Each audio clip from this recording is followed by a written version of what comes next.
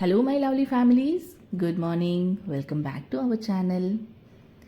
ಇವತ್ತು Sunday special easy and ಕ್ವಿಕ್ಕಾಗಿ ಮಾಡುವಂತಹ chicken gravy ರೆಸಿಪಿನ ನಾನಿಲ್ಲಿ ತೋರಿಸ್ಕೊಡ್ತಾ ಇದ್ದೀನಿ.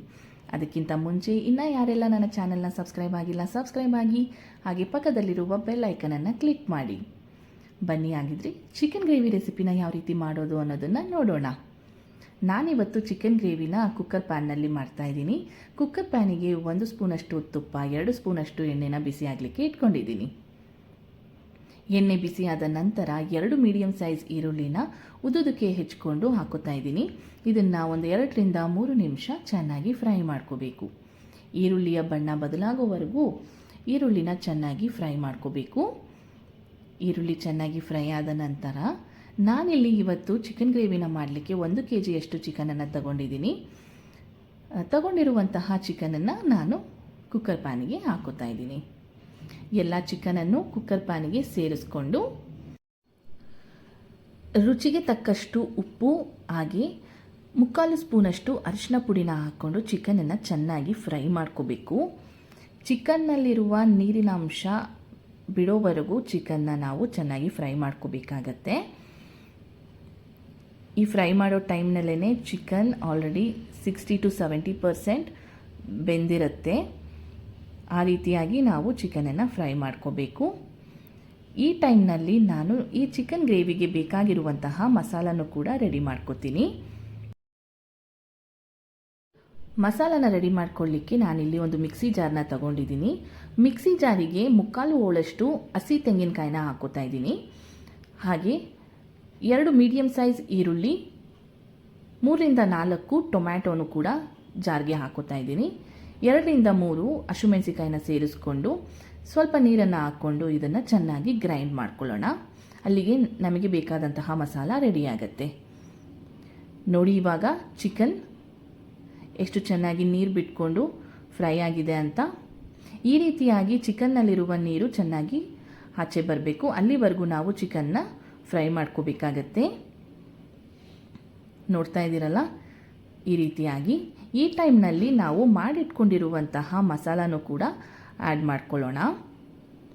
ಮಸಾಲನ ಕುಕ್ಕರ್ ಪ್ಯಾನ್ಗೆ ಆ್ಯಡ್ ಮಾಡ್ಕೊಂಡಿದ್ದಾದ ನಂತರ ಆ ಜಾರ್ನಲ್ಲಿ ಮಿಕ್ಕಿರುವ ಮಸಾಲೆಗೆ ಸ್ವಲ್ಪ ನೀರನ್ನು ಸೇರಿಸಿ ಅದನ್ನು ಕೂಡ ಈ ಮಿಶ್ರಣಕ್ಕೆ ಸೇರಿಸ್ಕೊಂಡು ಈ ಚಿಕನ್ನ ಚೆನ್ನಾಗಿ ಮಿಕ್ಸ್ ಕೊಡೋಣ. ಮಿಕ್ಸ್ ಕೊಟ್ಟು ಒಂದು 3 ರಿಂದ 4 ನಿಮಿಷ ಇದನ್ನು ಚೆನ್ನಾಗಿ ಬೇಯಲಿಕ್ಕೆ ಬಿಡಬೇಕು. ಮಸಾಲ ಹಾಗೂ ಚಿಕನ್ ಚೆನ್ನಾಗಿ ಹೊಂದ್ಕೋಬೇಕು. ಅಲ್ಲಿವರೆಗೂ ಇದು ಚೆನ್ನಾಗಿ ಬೇಯಬೇಕು. ಈ ಚಿಕನ್ ಗ್ರೇವಿ ಏನಿದೆ ಇದು ಅನ್ನಕ್ಕೆ, ಮುದ್ದೆಗೆ, ಚಪಾತಿಗೆ, ಅದರಲ್ಲೂ ಬಿಸಿ ಬಿಸಿ ದೋಸೆ, ಇಡ್ಲಿಗಂತೂ ಸೂಪರ್ ಕಾಂಬಿನೇಷನ್ ಅಂತಲೇ ಹೇಳ್ಬೋದು. ನೋಡಿ, ಈ ರೀತಿಯಾಗಿ ಚೆನ್ನಾಗಿ ಕುದಿಬೇಕು. ನೀವು ನೋಡ್ತಾ ಇರ್ಬೋದು ಆ ಚಿಕನ್ ಬೋನಿಂದ ಚಿಕನ್ ಯಾವ ರೀತಿ ಬಿಟ್ಕೋತಾ ಇದೆ ಅಂತ. ಈ ರೀತಿಯಾಗಿ ಚೆನ್ನಾಗಿ ಬೆಂದಿರಬೇಕು.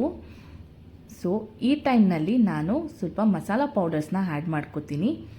1.5 ಸ್ಪೂನಷ್ಟು ರೆಡ್ ಚಿಲ್ಲಿ ಪೌಡರ್ನ ಆ್ಯಡ್ ಮಾಡ್ಕೋತಾ ಇದ್ದೀನಿ. ಹಾಗೆ 1.5 ಸ್ಪೂನಷ್ಟು ಶುಂಠಿ ಬೆಳ್ಳುಳ್ಳಿ ಪೇಸ್ಟ್ನು ಕೂಡ ಆ್ಯಡ್ ಮಾಡಿಕೊಂಡು 2 ಸ್ಪೂನಷ್ಟು ಚಿಕನ್ ಮಸಾಲಾನ ಆ್ಯಡ್ ಮಾಡ್ಕೋತಾ ಇದ್ದೀನಿ. ಇವೆಲ್ಲವನ್ನು ಹಾಕ್ಕೊಂಡಿದ್ದಾದ ನಂತರ ಒಮ್ಮೆ ಚೆನ್ನಾಗಿ ಮಿಕ್ಸ್ ಮಾಡಿ ಮತ್ತೆ ಇದನ್ನು 2 ರಿಂದ 3 ನಿಮಿಷ ಚೆನ್ನಾಗಿ ಬೇಯಲಿಕ್ಕೆ ಬಿಡೋಣ. ತುಂಬ ಹೊತ್ತು ಇದನ್ನು ಮಿಕ್ಸ್ ಮಾಡೋದು ಬೇಡ.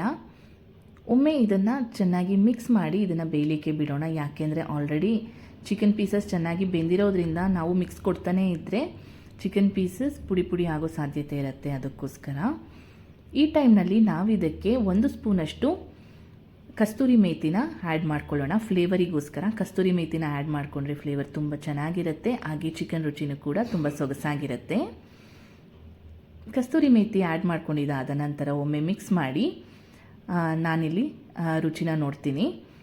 ಏನಾದರೂ ಉಪ್ಪು ಖಾರ ಏನಾದರೂ ಹೆಚ್ಚು ಕಡಿಮೆ ಇದೆಯಾ ಅದಕ್ಕೋಸ್ಕರ.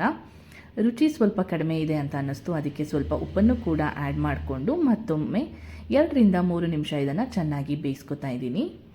ಫೈನಲಿ ನೋಡಿ,